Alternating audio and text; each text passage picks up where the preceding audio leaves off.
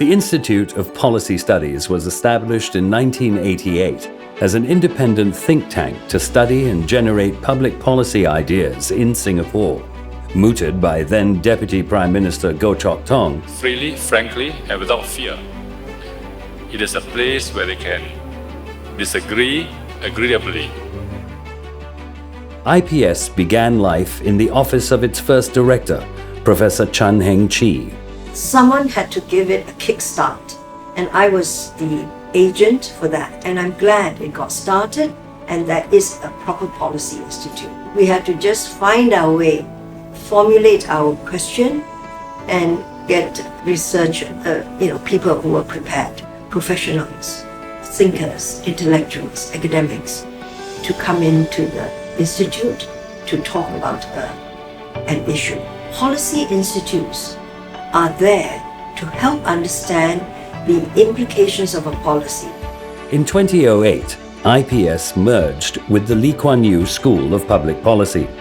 Its focus remains policy research on issues of critical national interest and surveys tracking the evolving attitudes and aspirations of Singaporeans.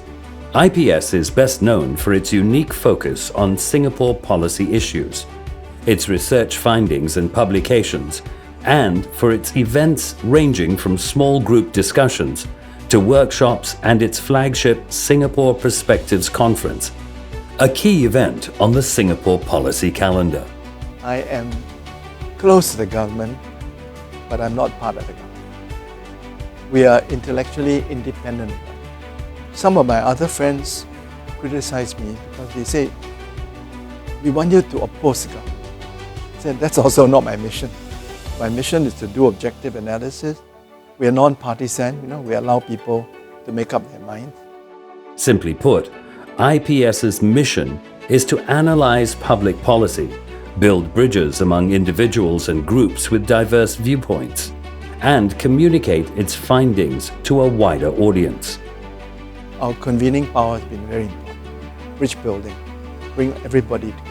And as Goh Chok Tong said to me in 1991, he did not want IPS to be the mouthpiece of government.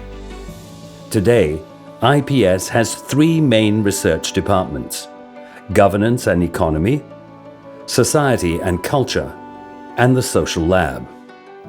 Our four main programs examine the governance of a city-state, challenges of an aging society, inequality and social mobility, and diversities.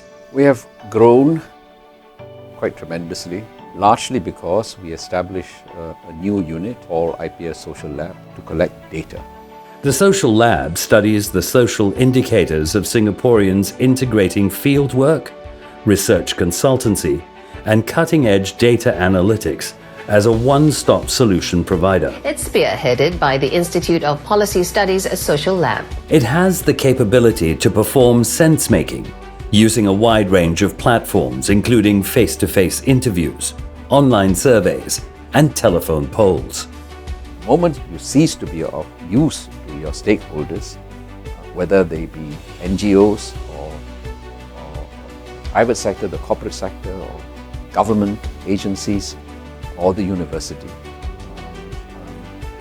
then that is the day IPS should fall. We have shown over our history that we are of some use. That is what IPS has to continue doing, and therefore we're still around after 30 years.